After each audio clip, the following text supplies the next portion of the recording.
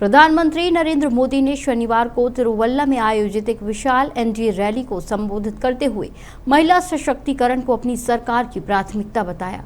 उन्होंने बताया कि महिला आरक्षण बिल के तहत संसद और विधानसभाओं में महिलाओं को 33% आरक्षण देने का लक्ष्य तय है और ये 2029 के लोकसभा चुनाव तक लागू हो जाएगा।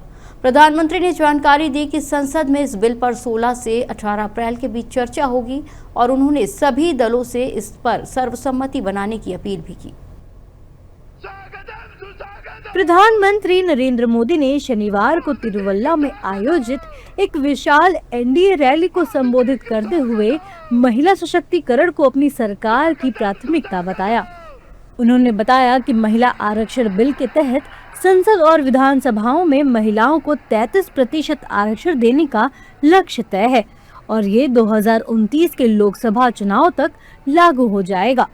प्रधानमंत्री ने जानकारी दी कि संसद में इस बिल पर 16 से 18 अप्रैल के बीच चर्चा होगी और उन्होंने सभी दलों से इस पर सर्वसम्मति बनाने की अपील भी की। उन्होंने विपक्ष से रचनात्मक सहयोग करने का आग्रह भी किया है। वहीं केंद्रीय संसदीय कार्य मंत्री किरण रिजिजू ने इस विशेष सत्र को लेकर कहा है, हम 16 अप्रैल को एक महत्वपूर्ण विधेयक ला रहे हैं। इसे किसी राजनीतिक पहल के रूप में नहीं देखा जाना चाहिए। महिला आरक्षण बिल में कुछ संशोधन किए जाने हैं और इसे 2029 से लागू करने का इरादा है।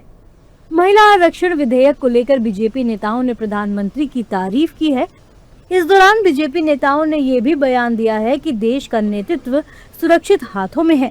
विपक्ष केवल महिला आरक्षण की बात करता है, लेकिन पीएम मोदी ने इसे सच कर दिखाया है। महिला आरक्षण के प्रति पूरा कमिटमेंट है।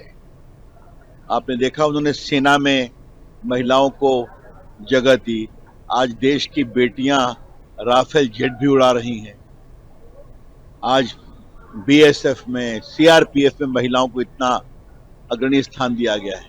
उसी प्रकार से 29 के चुनाव में प्रधानमंत्री की इच्छा है कि महिलाओं का 33% आरक्षण को लागू किया जाए और ये सारी पार्टियां सपोर्ट करें अगर वो महिला कल्याण के प्रति समर्पित। लंबे समय से ये बात कही जा रही थी कि महिला आरक्षण जो नारी शक्ति वंदन अधिनियम है, वुमेन रिजर्वेशन आना चाहिए, बट किसी में लाने की ताकत नहीं हो पाई।